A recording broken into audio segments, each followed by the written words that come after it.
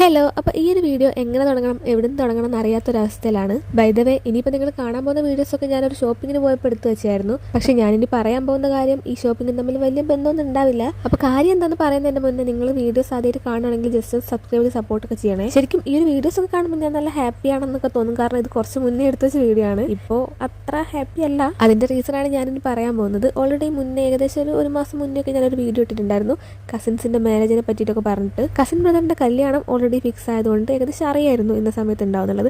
പക്ഷേ കസിൻ സിസ്സിൻ്റെ കല്യാണം പെട്ടെന്നായിരുന്നു ഫിക്സ് ചെയ്തത്. ഈ പറയുന്ന സിസ് അമ്മേച്ചിയാണ്. അപ്പം ഞങ്ങൾ പണ്ട് തൊട്ടേ അത്രയും ചൈൽഡ്ഹുഡ് ഫ്രണ്ട്സ് പോലെ അങ്ങനെ വളർന്നായിരുന്നു.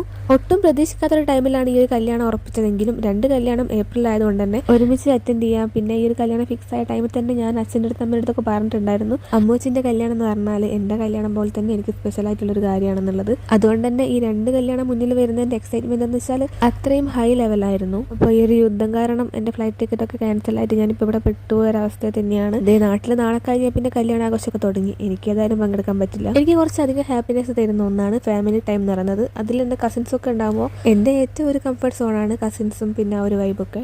അപ്പോൾ അതൊക്കെയാണ് എനിക്ക് മിസ്സാകാൻ പോകുന്നത്. അപ്പോൾ അത്രയുള്ളൂ. ബൈ.